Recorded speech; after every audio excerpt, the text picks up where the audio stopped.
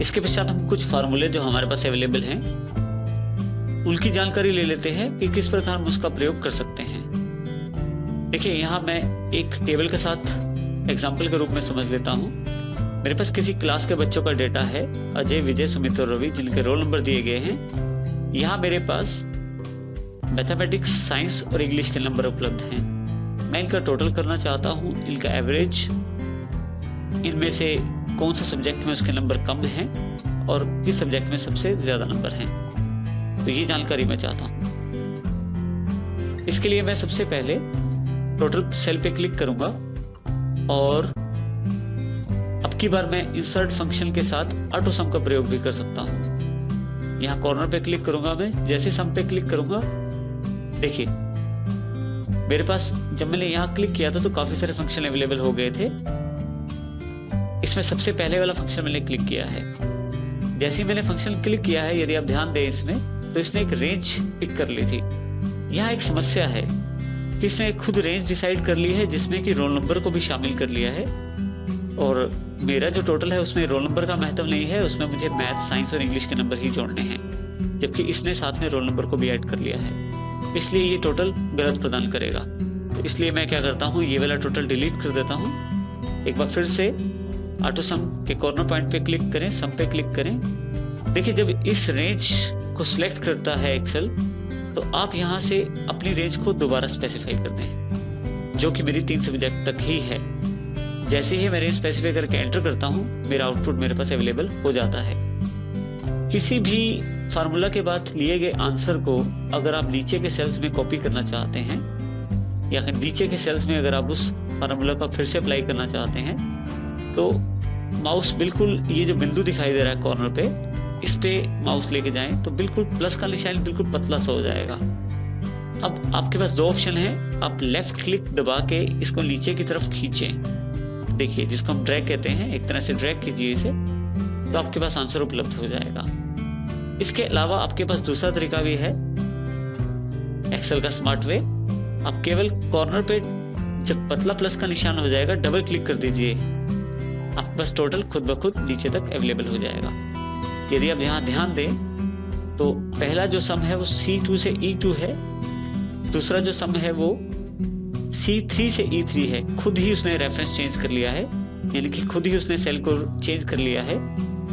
इसी तरह से नेक्स्ट कॉलम में आते ही, नेक्स्ट सेल में आते ही C4 से E4 तक टोटल अवेलेबल है, और लास्ट वाले सेल में C5 से E5 तक। तो इस प्रकार ये सबसे बड़ी खासियत है एक्सेल की, खुद ही ये अपने एड्रेस को खुद बदल के आपकी डेटा के अनुसार रिजल्ट प्रदान करता है। इसकी इस खासियत को रिलेटिव रेफरेंस कहते हैं।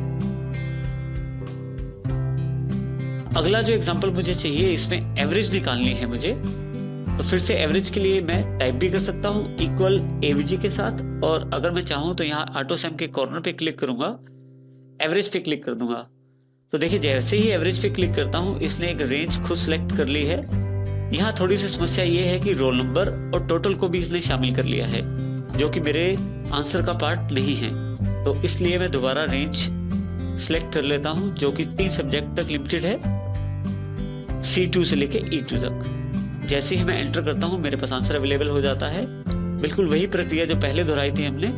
यहाँ कॉर्नर पे डबल क्लिक कर दीजिए, सबका आंसर आपके पास अवेलेबल हो जाएगा। नेक्स्ट ऑप्शन हमारे पास मिनिमम के रूप में है। मैं चाहता हूँ इनमें से जो सबसे कम संख्या है वो मेरे पास यहाँ दिखाई दे जाए, और इसी तरह से मैक्सिमम में सबसे बड़ी संख्या। मिनिमम के लिए मैं ऑटो सम में जाके मिनिमम पे क्लिक कर सकता हूँ, लेकिन अब की बार यहाँ से फंक्शन ना चूज करके मैं इंसर्ट फंक्शन पे जाता हूँ। यहाँ से मिनिमम फंक्शन यूज करना चाहता हूँ, तो इसके लिए मैं ऑल पे क्लिक कर लेता हूँ। M जैसे ही मैं प्रेस करता हूँ अपने कीबोर्ड पे, तो देखिए काफी सारे फंक्शन जो M से स्टार्ट हैं वो सिलेक्ट कर लिए इसने। तो इसमें से मेरा जो फंक्शन है वो मिनिमम है, तो मिनिमम फंक्शन को क्लिक करके मैं ओके कर लेता हूँ। देखिए, यहाँ पे अभी तक इसने सिर्फ एक सेल को सिलेक्ट करके उसका आउटपुट दिया है। मैं चाहता हूँ कि ये 3 सेल्स के आधार पे आंसर दे। इन तीनों सेल्स को मैं सिलेक्ट कर लेता हूँ दोबारा। जब आप सिलेक्शन करते हैं तो बॉक्स अपने आप को छोटा कर लेता है, और जैसे आप छोड़ते हैं तो बॉक्स फिर से बड़ा हो जाता है। इंसर्ट फंक्शन के साथ इस तरह से फार्मूला लगाने का सबसे बड़ा महत्व या सबसे बड़ा उपयोग ये है कि इसमें आपको आंसर साथ के साथ पता लग जाता है। जैसे यहाँ पे 41 आपको आंसर दिखाया जा रहा है। जैसे ही आप ओके करते हैं फिर से आंसर अवेलेबल हो गया, जो कि मिनिमम नंबर है। यहाँ डबल क्लिक कीजिए तो देखिए आपके पास सभी सीरीज में नंबर जो मिनिमम है अवेलेबल हो गए हैं। इसी तरह से अब की बार हम मैक्सिमम का प्रयोग करना चाहते हैं। इंसर्ट फंक्शन पे फिर से जाएंगे, जैसे मैंने पहले ही ऑल पे क्लिक किया। यहाँ मैं एम प्रेस करता हूँ। देखिए मैक्स फंक्शन जो मेरे पास है अवेलेबल हो गया है। मैक्स में जैसे देखिए आप यहाँ से हेल्प भी पढ़ सकते हैं उसकी।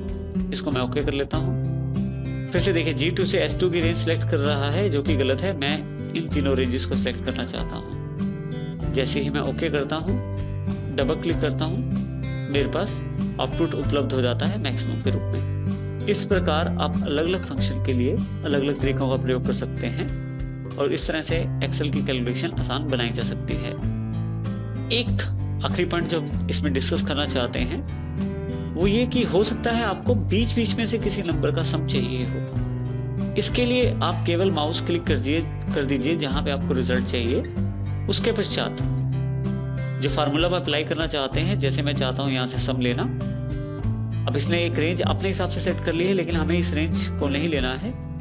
लेकिन जो आपको लेना है उस सेल पे जाके आप पहले कंट्रोल दबा लीजिए, फिर उस सेल पे आप माउस का क्लिक कीजिए।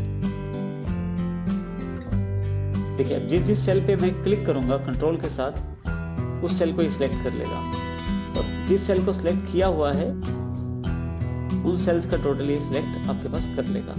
अगर आपको कोई सेल नहीं चाहिए तो आप यहां से इसे डिलीट भी कर सकते हैं।